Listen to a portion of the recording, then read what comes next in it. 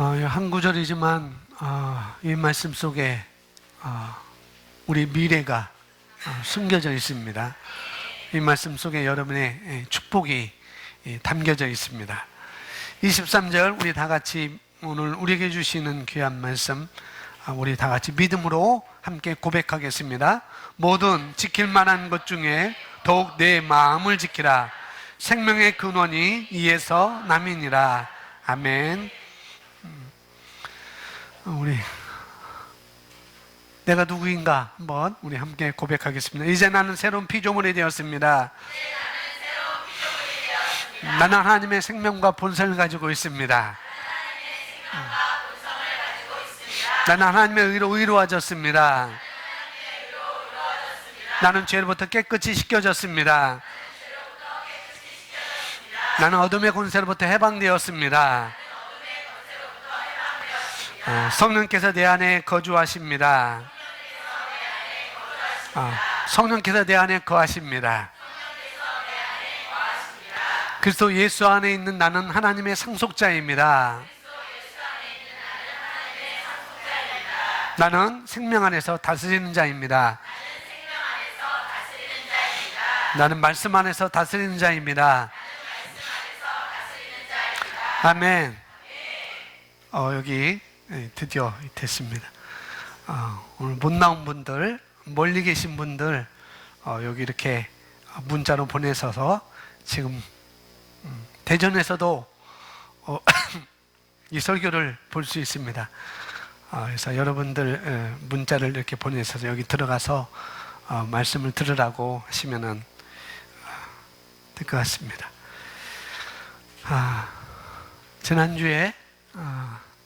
지난주 말씀 제목이 뭔지 아세요? 말씀을 나의 심령에 자신의 삶 속에 세우십시오. 자신의 삶 속에 세우십시오라고 말씀을 전했고요.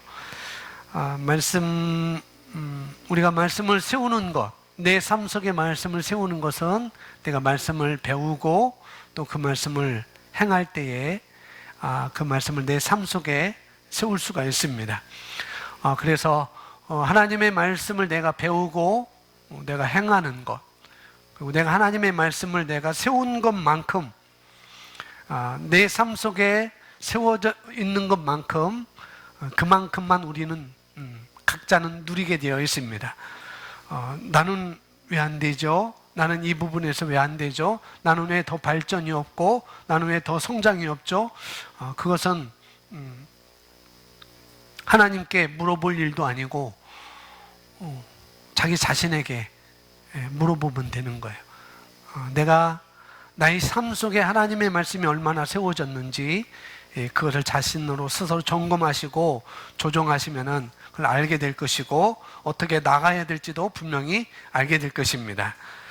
오늘 말씀의 제목 제일 긴 것 같아요. 오늘 말씀의 제목 제일 깁니다. 우리 함께 읽어보겠습니다. 우리 마음에 있는 하나님의 말씀을 반드시 지켜내야 합니다. 다시 한번요.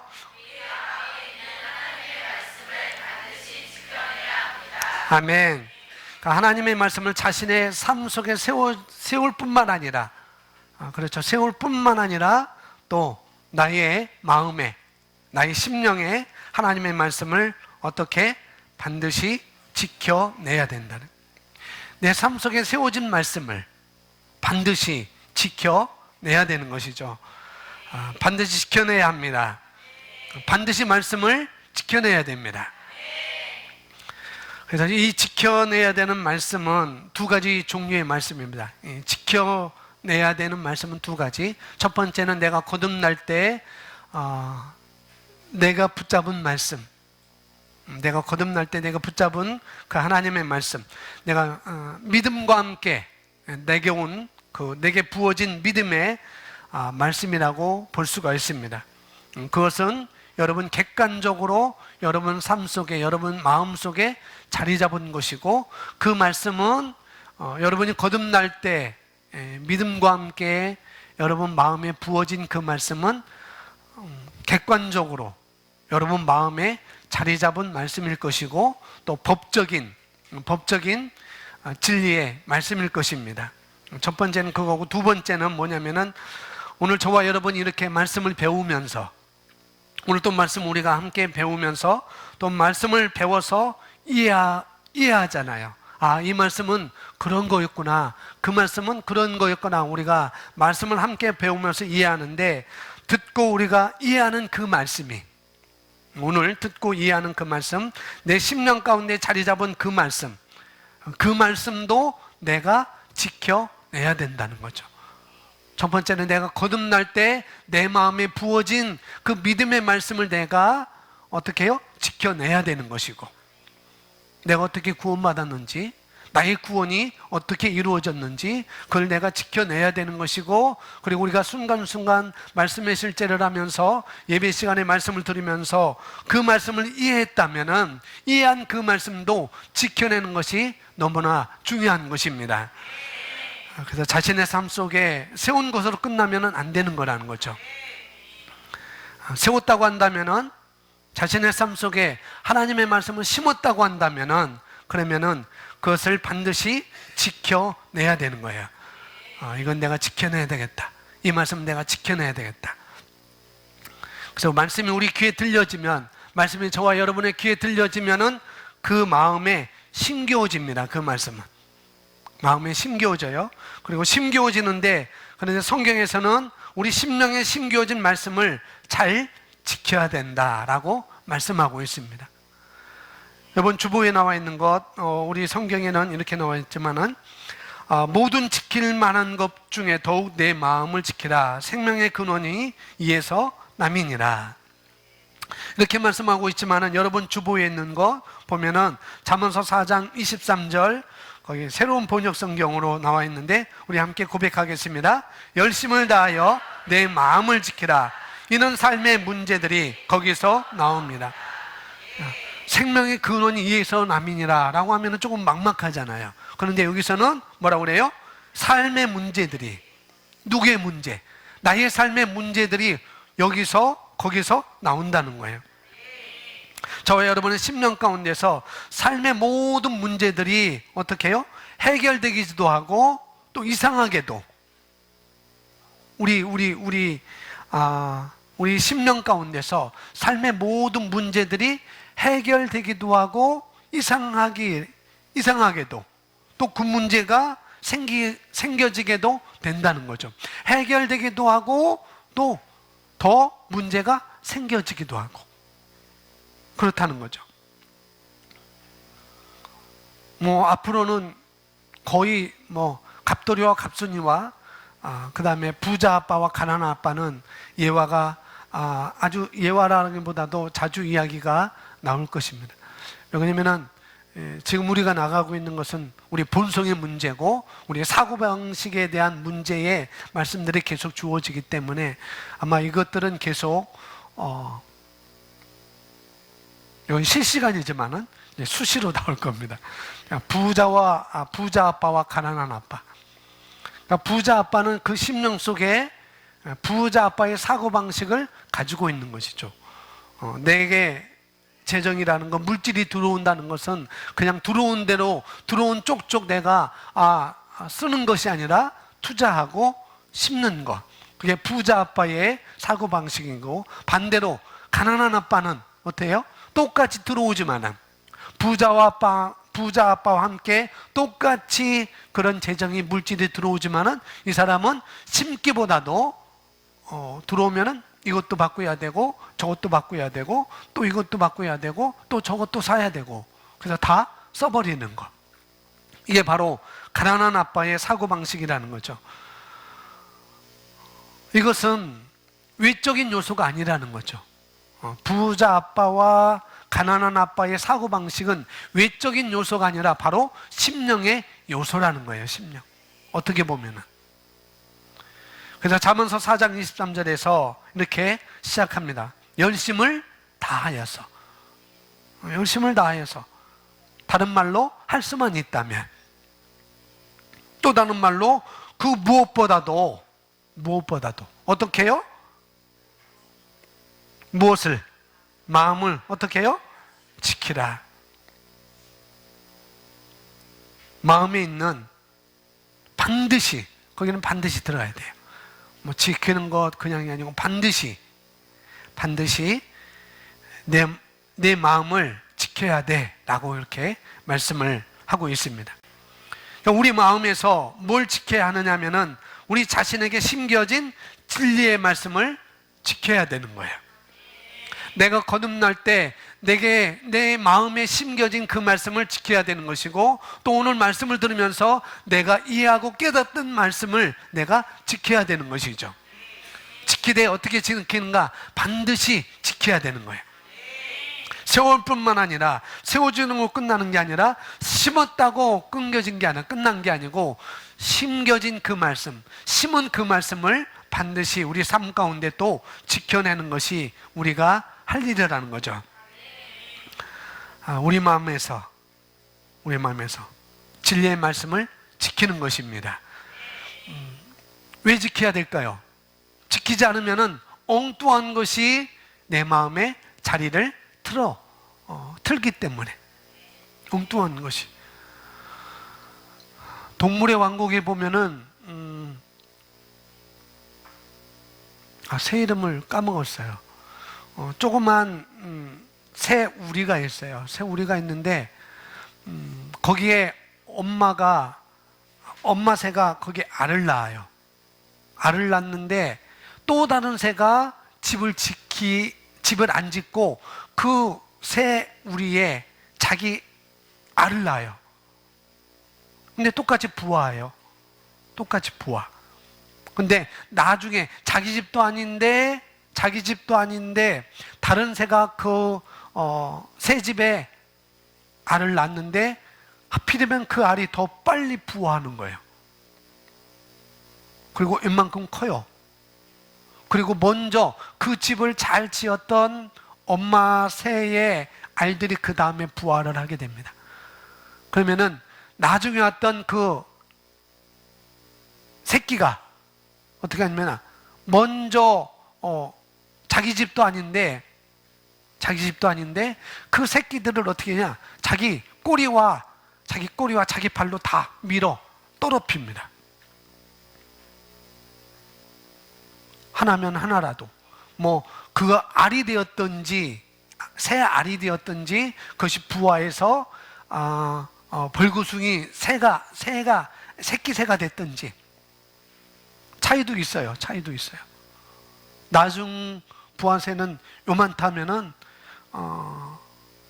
원래 새는 요만큼 뿐이 안 해요. 그러니까 충분히 밀어낼 수 있는 거예요. 왜 우리가 하나님의 말씀을 지켜야 되는가? 그 말씀을 반드시 우리가 지켜내지 않으면 엉뚱한 것이 내 마음속에 자리를 틀기 때문에, 그래서 우리는 말씀을 지켜내라고 잠언서에서 우리에게 말씀을 하고 있습니다. 자, 마태복음, 오늘 마가복음, 여기 이제 마가복음 4장에서 예수님은 우리에게 씨 뿌리는 자의 비유를 말씀하셨습니다. 이 마가복음 4장 3절부터 있는 이 말씀은 마태복음 13장에도 나와 있고 누가복음 8장에서도 똑같은 본문이, 똑같은 이야기가 나와 있습니다. 예수님께서 비유로 말씀하신 것인데 마가복음 4장 3절에 이렇게 말씀하고 있습니다. 고백합니다. 들으라, 씨를 뿌리는 자가 뿌리러 나가서 뿌릴새 더러는 길가에 떨어지며 새들이 와서 먹어버렸고, 더러는 흙이 얕은 돌밭에 떨어지매 흙이 깊지 아니하므로 곧 싹이 나오나 해가 돋은 후에 타서 뿌리가 없으므로 말랐고, 더러는 가시떨기에 떨어지매 가시가 자라 기운을 막음으로 결실하지 못하였고, 더러는 좋은 땅에 떨어지매 자라 무성하여 결실하였으니 30배나 60배나 100배가 되었느니라 하시고, 또 이르시되 들을 게 있는 자는 들으라 하시니라. 아멘. 먼저 3절 보면 들으라는 거예요. 뭘 들으는가? 씨를 뿌리는 자가 뿌리러 나가서 뿌릴새 더러는 어디에 떨어졌어요? 길가에 떨어짐에 그 결과는 새들이 와서 먹어버렸습니다. 애써 뿌린 씨가 길가에 떨어져 버렸어요. 길가에서는 씨가 심겨워지지 않으니까, 심겨워지지 않으니까 새가 와서 먹어버렸다라고 이렇게 말씀합니다. 그래서 5절부터는 더러운 흙이 얇은 돌판에 떨어졌다는 것이고, 또 그러니까 또 역시 해가 더 눈 위에 타서 뿌리가 없으므로 말랐다는 것을 이야기하고, 또 가시떨기에 떨어졌다는 것. 그러면서 9절에 또 이르시되 들을 귀 있는 자는 들으라 하시니라. 이 말씀에서 핵심은, 이 3절부터 9절 말씀까지 핵심은 뭐라고 생각하세요? 뭐라고 생각하세요? 뭐요? 잘 들으라고? 말씀대로 하면은 핵심은 들을 귀 있는 자는 들으라. 들을 귀 있는 자는 들으라. 뭐라고요? 들을 귀 있는 자는 들으라. 그럼 들을 귀 있는 자가 어떤 자인가? 들을 귀 있는 자가 어떤 자인가? 그것은 말씀을 이해하는 자입니다. 말씀을 깨닫는 자, 말씀을 받아들이고 이해하는 귀, 말씀을 받아들이고 깨닫는 귀, 이런 귀를 말하는 거예요. 들을 귀 있는 자는 들으라는 그 말씀은 뭐냐? 어떤 들을 귀 있는 자가 어떤 자인가? 말씀을 이해하는 거라는 거죠. 말씀을 깨닫는 거. 들을 귀 있는 자는 뭐냐? 나는 알아요 라고 그렇게 말하지 않는다는 거죠. 목사님 저 알아요 라고 그렇게 말하는 사람을 들을 귀 있는 자라고 말하는 것이 아닌 것입니다. 여러분이 처음 말씀을 듣는다고 생각해 보세요. 처음 말씀을 듣는다. 뭔가 내가 뭘 하기 위해서, 뭔가 내가 추진하기 위해서, 내가 뭔가 계획했던 것에 대해서 거기에서 어떤 것이 나에게 들려질 때 내가 어떻게 드려야 하는가? 처음 듣는 거. 처음 듣는 거. 처음 듣는 건 어떤 태도로 드려야 될까요? 말 안 해도 되겠죠, 그죠? 내가 처음 듣는데 내가 그걸 붙잡아야 되고, 내가 그걸 토대로 해서 내 앞일을 추진해 나가야 되고, 이 문제를 해결해야 되는데 처음 듣는 거예요. 그런데 건성으로 들을 수 있겠는가? 그게 아니라는 거죠. 나는 알아요 라고 말하는 자는 들을 귀 있는 자가 들을 귀 있는 자라고 말할 수가 없는 것입니다. 여기서 들을 귀 있는 자는 뭐냐? 내가 더 배우고 싶습니다. 내가 더 알고 싶습니다. 내가 더 많이 알고 싶어요. 금요일 날 저를 멘토링 해주는 목사님을 이제 찾아가서 거의 8시간, 9시간을 함께 이야기를 해주고, 얘기를 해주시고, 또 어떻게 하는 것이 더 좋은지, 이렇게 말씀을 많은 시간을 나눴는데, 목사님이 질문을 했어요. 질문을 했는데, 제 입에서 몰라요 라고는 안 나왔어요. 내가 취했던 건 뭐냐? 제가 취했던 것은 뭐냐? 목사님이 저에게 질문할 때 저는 그걸 모르고 있었어요. 그냥 아는데도 어렴풋이 알았다는 거죠. 이것이 목사님께서 질문하는 내용의 해결책인지 아닌지 긴감 아닌감 했었어요. 그래가지고 어떻게 할게요? 그래서 이게 뭐라고 생각합니까? 라고 물었다면은 제가 한 것은, 목사님 알려주세요. 알려주세요. 내가 알기를 원합니다. 바로 들을 귀 있는 자는 그런 말을 하는 자라는 거예요. 하나님 내가 더 알고 싶어요. 성령님 내가 더 알기를 원합니다. 나는 더 정확하게 알고 싶어요. 나는 깨달아 알고 싶습니다. 라고 그런 마음과 함께 말씀을 들어서 깨닫는 것, 이해하는 정도가 돼야 되는 것입니다. 그것이 들을 귀 있는 자고 들을 귀 있는 자라고 말씀을 드릴 수가 있습니다. 여기 보시면 말씀이 어디에 떨어졌어요? 길가에 떨어졌습니다. 그죠? 3절에서 보면은 그 말씀이 길가에 떨어졌다고 말씀하고 있고, 또 그것을 새가 와서 그것을 바로 집어 먹는다고 말씀하고 있습니다. 이어서 13절에 어딘가 하면은, 13절은 어딘가 하면은 들을 게 있는 자는 들으라, 그 다음부터 있습니다. 또 이르시되, 이렇게 파란 것이 하나 둘 셋 넷 다섯 번째 줄 우측에 또 이르시되, 거기부터 이제 13절부터 19절 말씀이 있는데, 우리 끝까지 23절까지인데 끝까지 한번 우리 함께 고백하겠습니다. 또 이르시되, 시작. 어떻게 모든 비유를 알겠느냐? 뿌리는 자는 말씀을 뿌리는 것이라. 말씀이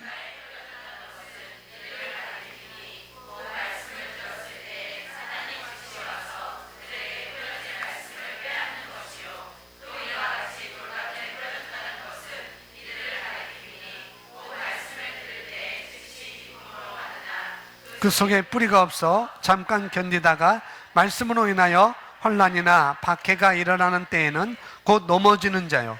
또 어떤 이가 가시떨기에 뿌려진 자니, 이들은 말씀을 듣기는 하되 세상의 염려와 재물의 유혹과 기타 욕심이 들어와 말씀을 막아 결실하지 못하게 되는 자요. 또 온 땅에 뿌려졌다는 것은 곧 말씀을 듣고 받아 30배나 60배나 100배의 결실은 하는 자니라. 또 그들에게 이르시되, 사람이 등불을 가져오는 것은 말 아래나 평상 아래에 두려함이냐, 등경 위에 두려함이 아니냐. 드러내려 하지 않고는 숨긴 것이 없고 나타내려 하지 않고는 감추인 것이 없느니라. 들을 게 있는 자는 들으라. 아멘. 자, 뿌리는 사람은 누군가? 뿌리는 사람은 뭐 사람일 수도 있고 농부일 수도 있고, 여기서 뿌리는 자는 하나님입니다. 오늘 말씀은 그렇게 이해하시면 되겠어요? 뿌리는 자는 하나님이셔요. 뿌린 씨앗은 하나님의 말씀입니다.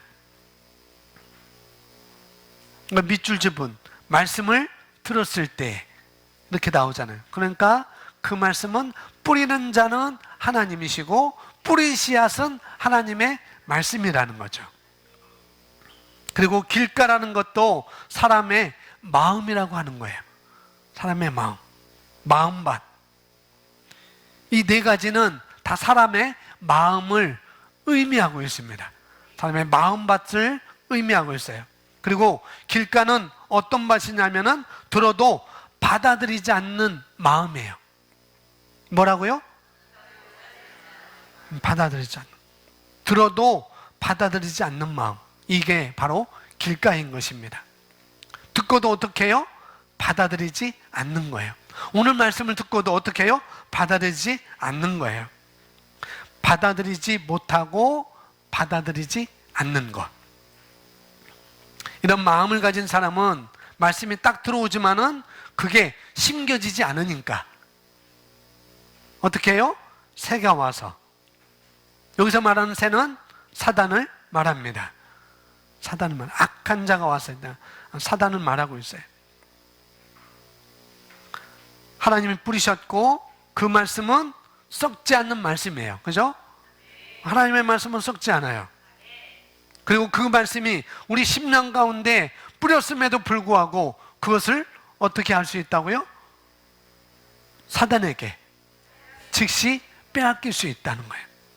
뿌려졌음에도 썩지 않는 것인데, 심겨지기만 하면은 이건 엄청난 수확이 있는 것인데, 풍성한 삶을 살 수 있는 그런 삶으로 갈 수 있는데, 그런데 뿌렸음에도 불구하고 사단에게 즉시 빼앗길 수 있다고 말씀을 하고 있습니다. 두 가지 때문에 빼앗길 수 있어요. 두 가지 때문에 우리가 들은 말씀을 빼앗길 수가 있습니다. 첫 번째는 그 말씀을 깨닫지 못하기 때문에 빼앗겨요. 뭐 하지 못하기 때문에? 깨닫지 못하기 때문에 그 말씀을 빼앗깁니다.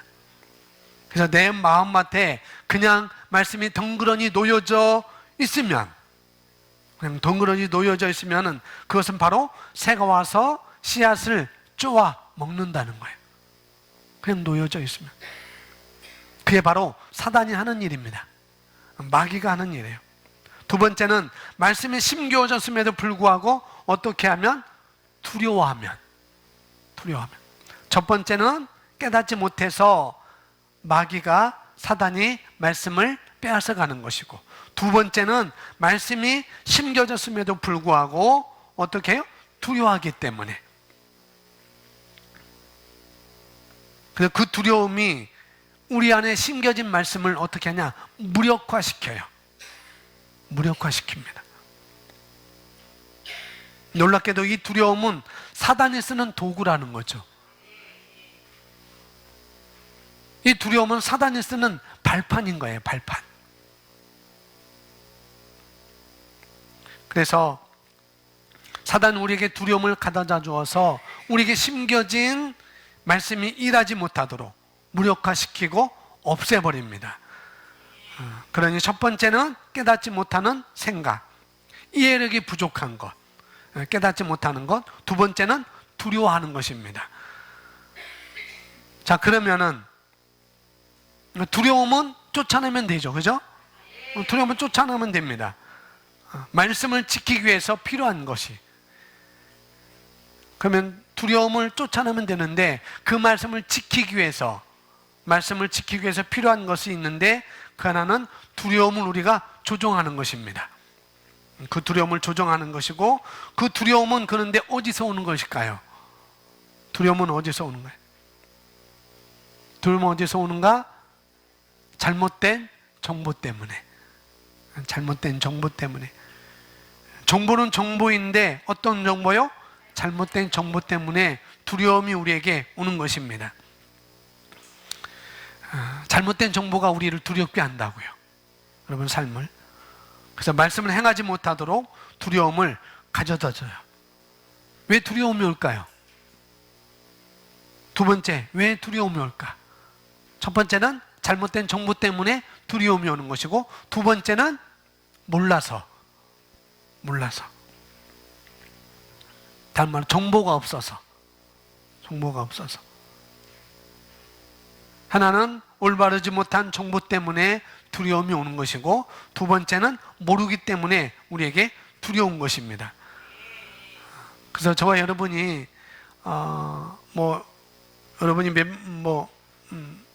저와 제 아내를 비롯해서 8명이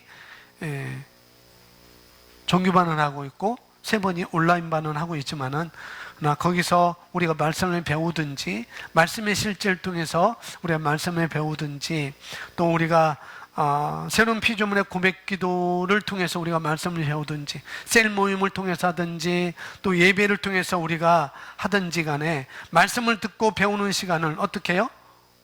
모든 시간을 우리가 열정적으로 열렬하게 하는 것입니다. 그러면 두려움을 우리가, 잘못된 정보가 우리에게 올 수도 없고 또 모를 수도 없는 거예요. 열렬하게 하면은. 그래서 여러분 주일날, 수요일날 예배 참석하는 것만으로는 부족하다는 거예요. 예배 참석하는 건 부족해요. 예배 참석했다고 해서 달라질 것은 하나도 없습니다. 나 예배 참석했는데요. 나 수요예배 참석했는데요. 나 금요 기도에 참석했는데요. 라고 했다 해서 달라질 것은 아무도 없습니다. 아무것도 없어요. 참석했다면, 내가 예배를 참석했다면은, 내가 말씀에 실제로 했다면은 어떻게 하냐면 반드시 오는 들을 말씀에 대해서 이해를 가져야 되는 거예요. 그 말씀의 실제에 대해서 이해를 가져야 되는 것입니다. 그리고 이해를 갖기 위해서는 우리가 애쓰고 조종해야 될 것이 또 있다는 거죠. 애쓰고 조종해야 될 부분이 있습니다. 오늘 드려지는 예배를 위해서 우리 찬양단이 찬양했는데 그냥 주일날 와서 찬양을 하지 않을 거예요. 분명히 찬양 리더하는 사람이 어떤 곡을 할지 미리 생각하고, 다음 주는 어떤 곡을 해야 될까 생각하고, 또 어떻게 구성을 해야 될지 생각하고, 또 기도하고 준비하고, 또 다음 주를 기대하는 마음으로 준비하고 그럴 수 있죠. 찬양단도 그렇고 모든 것들이 다 그럴 수 있습니다. 그래서 오늘 드려질 예배, 기대하는 마음, 오늘 이 시간에 그냥 예배 참석해서 그게 아니고 기대하는 마음이라는 거죠.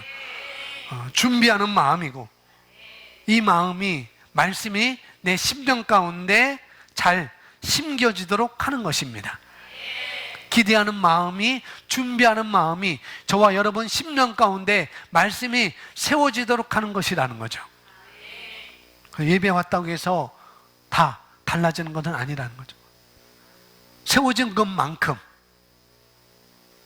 것만큼 우리는 그 말씀에 대한 것을, 그 말씀으로 인한 문제가 해결될 수도 있고 더해질 수도 있습니다. 그래서 우리가 나올 때 여기서 말하는 것, 기대하는 마음, 준비하는 마음이 내 심령 길가가 아니라, 내 심령의 길가가 아니라, 준비하는 마음은, 기대하는 마음은 길가가 될 수 없어요. 돌짝밭이 될 수 없습니다. 가시밭이 될 수 없어요.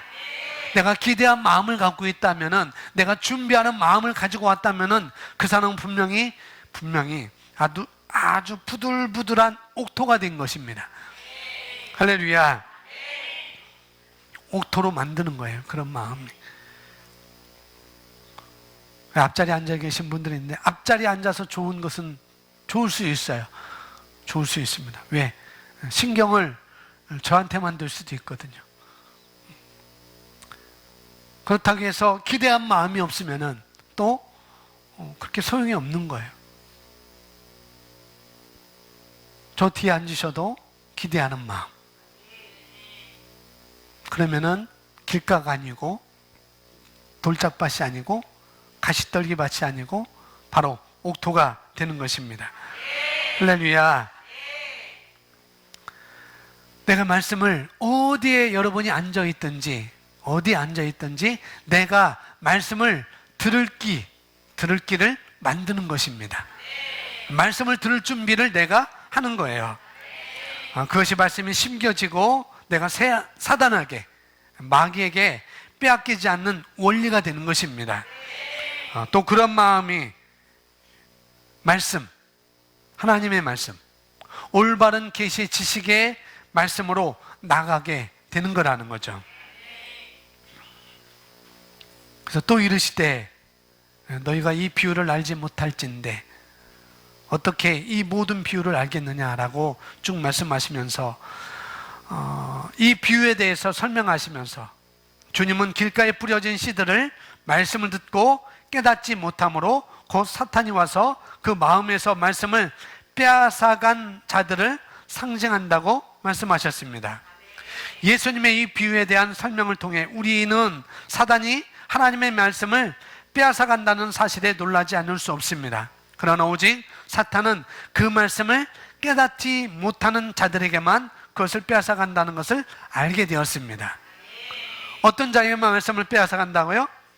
깨닫지 못하는, 이해하지 못하는 자들에게, 그들에게만 말씀을 빼앗아갑니다. 그러니 우리는 말씀을 깨달아야 되는 거예요. 말씀을 이해해야 됩니다. 우리가 깨달아서 그게 자기 심령에 심겨지도록 해야 되는 거예요. 준비하는 마음, 기대하는 마음, 그 마음이 옥토밭이라고 할 수 있습니다. 또 배우고자 하는 마음이 있어야 돼요. 준비하는 마음도 있고 기대한 마음도 있지만은 거기에 또 내가 그 말씀을 배우고자 하는 마음도 있어야 된다는 거죠. 그 반대가 아니면 뭐가요? 기대하지 않는 마음이에요. 준비하지 않는 마음이에요. 배우고자 하는 마음이 없는 것입니다. 그건 습관적인 거예요. 주일날 그냥 오는 건 습관적인 거. 또 하나는 습관적인 것이고 또 하나는 나는 알아요. 나는 알아요. 라고 이렇게 생각하는 것입니다. 우리 마음을 아주 단단하게 만드는 것. 그것이 난 아니까 그냥 제 예배 참석한 거로만 나는 만족해. 그것이 내 마음의 밭을 단단하게 만드는 거예요. 하나님의 말씀이 심겨지지 못하도록 하는 것입니다. 예배에 습관적으로 오는 것이 뭐냐면은 내 마음의 밭을 단단하게 만드는 것입니다. 배우고자 하는 마음이 없는 것이 내 마음의 밭을 단단하게 만드는 거예요. 말씀이 심겨지지 않도록 하는 것입니다.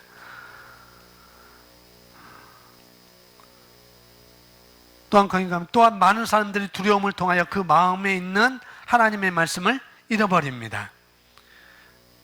두려움은 아까 말씀을 무력화시킨다고 그랬어요. 두려움은 하나님의 말씀을 무력화시키고 하나님의 말씀을 잊어버리게 합니다. 왜냐하면 두려움은 사탄이 조종하는 무기이자 발판이기 때문입니다.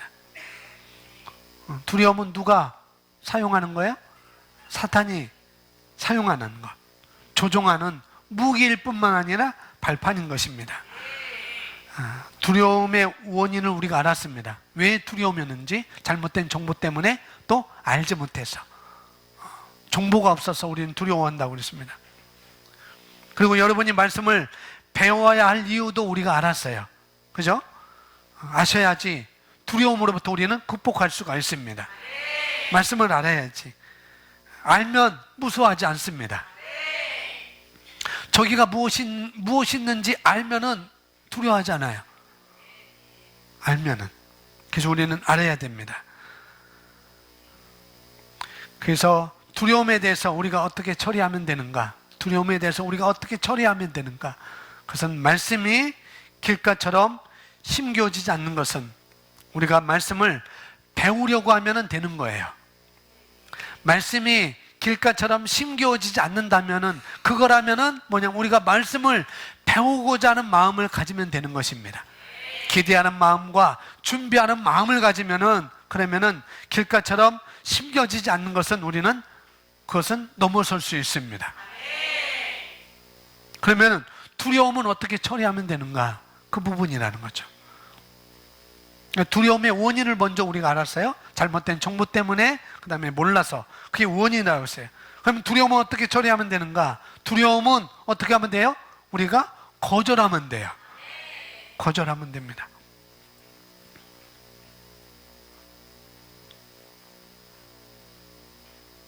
나는 두려움을 거절한다. 명령하십시오. 나는 두려움을 거절합니다. 나는 두려움을 거절한다 라고 명령하면 되는 것입니다. 좀 더 적극적인 두려움을 거절하는 방법이 있습니다. 이렇게 고백하는 것도 있지만은 뭐냐면은 그것은 내가 영으로 기도하는 거예요. 영으로 기도하는 것은 더 적극적으로 이 두려움을 거절하는 방법인 것입니다. 우리가 영으로 기도할 때, 영으로 기도하는 것은 나를 담대하게 하고 내 영을 세워주고 내 영을 건축하고 내 영을 충만하게 하고, 그렇게 말씀을 드렸어요. 우리가 영으로 기도할 때 내 영이 세워지는 것이고 건축되어지는 것이고 담대함을 얻게 되는 것이고 또 충전하는 것입니다. 그래서 여러분이 기도할 때, 영으로 기도할 때, 두려움이 올 때 어떻게 하는가? 영으로 기도하면은 담대해질 수 있습니다. 거절하는 방법인 것이죠. 그러게 내 안에 있는 말씀이, 우리가 영으로 기도할 때 여러분 안에 있는 말씀이, 여러분 삶 속에 세워진 그 말씀이 아주 확증이 되게 하는 것입니다. 뭐 할 때요? 우리가 영으로 기도할 때 여러분 안에 심겨진, 여러분 자신의 삶 속에 세워진 그 말씀이 더 확고하게 확증이 되는 거예요. 그래서 우리는 그 말씀을 통해서 내 입으로 명령할 수가 있습니다. 그러면 두려움을 우리는 거절할 수 있어요.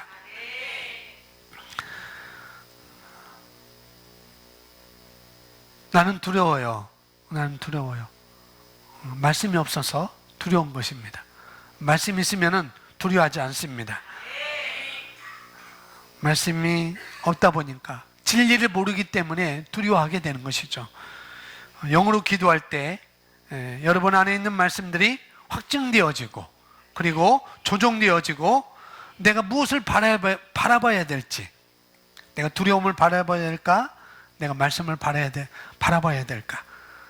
내가 어디에 귀를 기울여야 될지 우리가 영으로 기도할 때 알게 되는 것입니다. 그에게 담대함을 얻는 것이죠. 그래서 우리가 영으로 기도하는 것이 너무나 중요한 것입니다. 이어서 보면 이렇게 말하고 있습니다. 절대로 우리 자신의 마음에서 두려움에게 무엇을 틈을 주지 마십시오. 왜요? 두려움은 말씀을 억누르기 때문입니다. 오히려 믿음을 통하여 심겨진 말씀을 우리 영에 받아서 그것을 잘 지키십시오. 삶의 모든 것은 하나님의 말씀으로부터 나옵니다. 따라 고백합니다. 삶의 모든 것은 하나님의 말씀으로부터 나옵니다. 나의 삶의 모든 것은 하나님의 말씀으로부터 나옵니다. 아멘. 저와 여러분의 삶의 모든 유익이 하나님의 말씀으로부터 나온다는 거예요. 내 삶의 유익이 하나님의 말씀으로부터 나옵니다. 이건 진리인 것입니다. 하나님의 말씀이 삶의 모든 것을 해결하고 조종하고 창조합니다. 우리 삶은 영적인 삶이에요. 그죠? 우리는 영적인 삶을 살고 있습니다. 그리고 나의 삶이 영적인 것이고 또 하나님의 말씀이 영인 것이에요. 그렇기 때문에 내가 말씀을 내 심령 가운데 딱 취하고 있으면은, 말씀을 잡고 있으면은 내 심령 안에 있는 말씀이 나를 조종하고 나를 진급시키고 나를 승진시키고 성공하게 만들 뿐만 아니라 나를 세워주는 것입니다. 그러니 내가 말씀을 지켜내는 것은 너무나 중요하다는 거죠. 저와 여러분이 하나님의 말씀을 반드시 인식하고 있을 때, 말씀을 반드시 인식하고 있을 때 그것은 우리 삶 가운데 실제를 이루는 것입니다. 자꾸 반복하는 거예요. 자꾸 반복하는 것. 그래서 인식하여서 말씀을 지켜내야 되겠습니다. 그 지켜내는 것이 두 가지를 말해요. 어떻게 지켜내는가? 두 가지를 말씀하고 있어요. 번영, 건강, 성공, 승리를 압축하고 있는 하나님의 말씀이 우리의 마음 가운데 이미 부어져 있고 또 우리가 배웠는데 사탄은 우리에게 그것을 빼앗아가려고 안간힘을 닫습니다. 그럼 우리 마음을 지키고 우리 영에 있는 말씀들을 안전하게 보호해야 됩니다. 어떻게 해요? 두 가지로 말해요. 어떻게 해요? 기도와 묵상을 통하여. 하나는 기도를 통하여, 또 하나는 묵상을 통하여서 우리는 그렇게 할 수 있습니다. 영으로 기도하는 것, 여기 기도는 영으로 기도하는 것입니다. 또 말씀을 묵상하는 것, 이 두 가지가 말씀을 지켜내는데 아주 효과적이라는 것입니다. 묵상은 거기 읽어보겠습니다. 시작. 묵상은 우리가 들은 말씀을 우리 영에 깊이 내려가게 하고 우리의 지각을 넓혀주며 우리가 받은 말씀은 우리 마음 가운데 계속 머무르게 합니다. 뭐가요? 말씀이. 묵상이. 우리가 받은 말씀을 우리 마음 가운데 계속 머무르게 하는 것이 묵상이라고요. 묵상을 통해서 우리 마음에 있는 하나님의 말씀을 반드시 지켜낼 수 있습니다. 또 하나는 이렇게 말합니다. 말씀을 들었으면 계속해서 그 말씀을 읊조리는 것이 바로 묵상인 것입니다.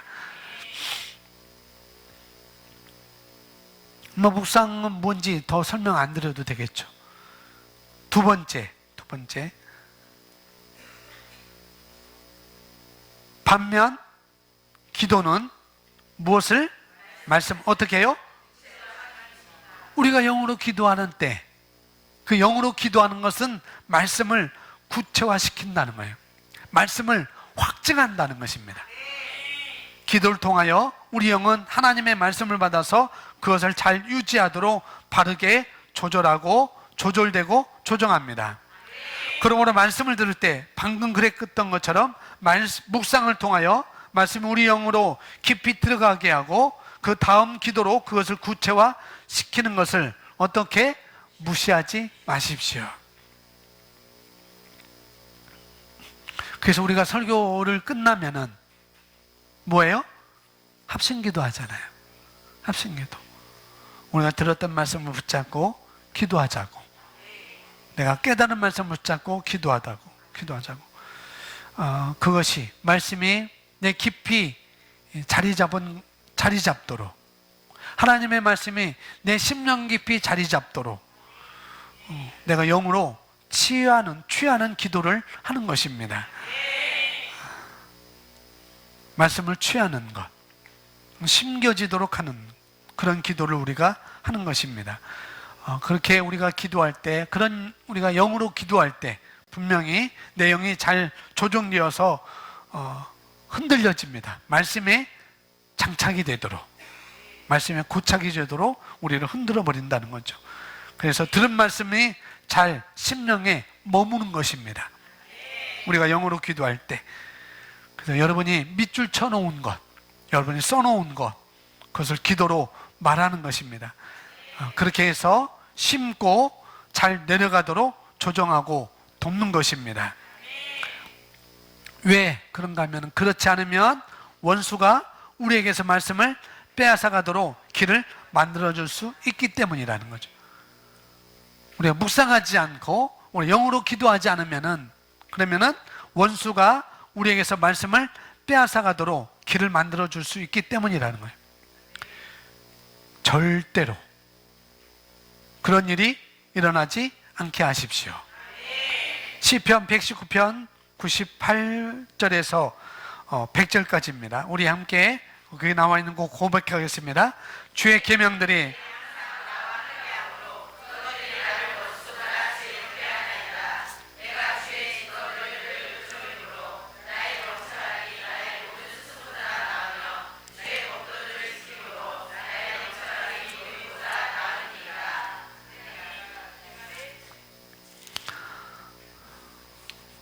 그 다음 됐습니다. 자, 98절에 보면은 주의 계명들이, 다른 말로 하나님의 말씀이 나와 함께함으로 원수보다 지혜롭다고 말씀합니다. 저와 여러분을 거스리는 모든 것들이 원수인 거예요. 저와 여러분을 거스리는 그것들은 원수라고 이렇게 우리가 볼 수가 있습니다. 그런데 내가 바르게 행하려고 하는데, 내가 바르게 살려고 하는데, 내 거스리는 모든 것들은 원수라는 거죠. 내가 그리스도인으로서, 내가 거듭난 그리스도인으로서 풍성하게 살아야 되는데 계속 내가 궁핍해요. 그렇다면은 그것은 내가 원수 앞에 놓여져 있는 것입니다. 그렇다고 한다면. 그런데 내가 말씀과 함께 거할 때, 내가 그 말씀을 내가 반드시 지켜낼 때, 그 말씀이 내 삶 가운데 세워져 있을 때, 나는 원수보다 뭐하다고요? 지혜롭다라고 말씀하고 있습니다. 내 앞에 놓여져 있는 문제가 무엇이든지 간에, 여러분 앞에 놓여져 있는 문제가 무엇이든지 간에 그것은 내가 다스리지 못하는 영역일 뿐이에요. 내가 다스리지 못하는 영역일 뿐이라는 거죠. 다스리는 건 마땅한데, 그죠? 다스리는 건 마땅한데 다스리지 못하는 영역일 뿐이라는 거죠. 그렇지만 다스리지 못하는 영역이지만은, 그러나 내가 말씀을 알고, 내가 말씀을 깨닫고 그 말씀을 내가 가지고 있으면은 우리는 그 문제를 다스릴 수가 있습니다. 이전까지 내가 그 문제를 다스릴 수 없었는데, 그 영역 안에 있었는데 내가 말씀을 알고 보니까, 나는 상황을 바꾸는 자구나, 나는 정복자보다 나은 자구나. 말씀을 알고 나니까 그 말씀을 가지고 그 상황을 우리는 다스릴 수가 있다는 거죠. 그래서 내가 말씀을 배워서 익히면은 우리는 다스릴 수가 있습니다. 그것이 자녀의 문제든, 그것이 건강의 문제든, 그것이 사람과의 관계의 문제든, 그 문제에 있어서 내가 그 말씀을 알고 있으면은, 그 말씀을 내가 배우고 익히고 있으면은 그건 다 다스릴 수가 있습니다. 할렐루야. 여러분이 말씀을 취하고 놓치지만 않는다면은, 지켜낸다면은, 우리는 이길 수가 있습니다. 99절에 내가 주의 증거들을 늘 읊조림으로 나의 명철이 나의 모든 스승보다 나으며 100절에 주의 법도를 지킴으로 나의 명철함이 노인보다 나으니라. 내가 말씀을 취하고 말씀을 인식하고 말씀을 먹이고 말씀을 행할 수 있다고 한다면 저와 여러분 앞에 놓여있는 그런 환경적인 문제가 무엇이든지 간에 그걸 다룰 수 있는 능력을 우리가 배가 증가시킬 수가 있습니다. 잠언서 20장 22절 함께 고백합니다. 내 아들아 내 말에 주의하며 내가 하는 말은 내 귀를 기울이라. 그것을 내 입에서 떠나게 하지 말며 내 마음속에 지키라. 그것은 얻는 자에게 생명이 되며 그의 온 육체의 건강이 됨이니라. 믿는 우리에게 말씀하고 있습니다. 그 첫째가 내 말에 주의를 기울이라는 거예요. 하나님의 말씀에 주의를 기울이라. 주의를 기울이는 것이 무엇일까요? 주의를 기울이는 것. 아주 내 품에서 떼놓을 수 없는 그 아기를 내가 어쩔 수 없이 어린이집에 맡겼어요. 어린이집에 맡겼지만은 내가 어떤 일을 하다가도 얘가 울지 않고 잘 선생님 말을 잘 따를까 생각하는 것이 바로 주의를 기울이는 것입니다. 얘가 다치진 않을까? 얘를 누가 건드리진 않을까? 라고 있는 자리에서 생각하는 것. 그게 여기서 말하는 내 말에 주의를 기울이라. 기울이는 것이 바로 그거라고 말씀을 드릴 수 있습니다. 말씀에 우리가 이렇게 주의를 기울이는 거예요.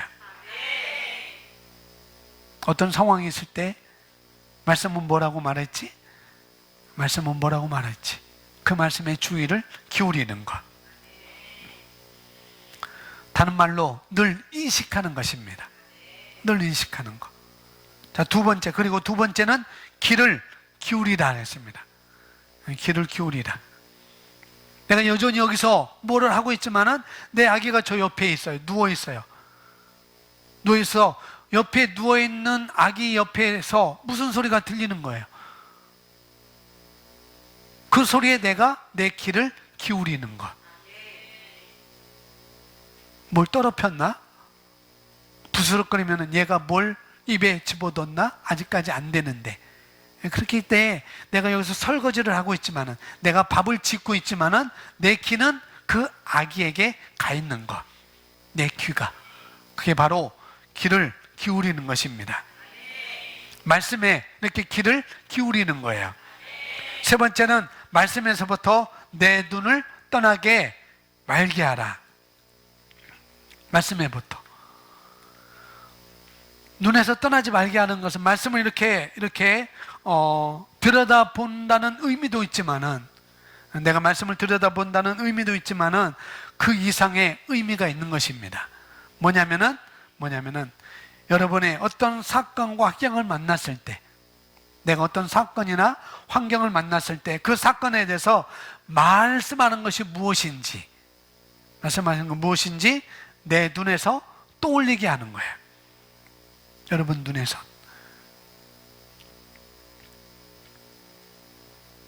아, 이 문제는 내가 이렇게 말씀으로 대처하면 되겠구나. 아, 이 문제는 내가 말씀으로 이렇게 적용하면 되겠구나. 이렇게 여러분 눈으로 떠올리는 것. 눈에서 떠나지 않게 하는 것입니다. 근데 이 생명은,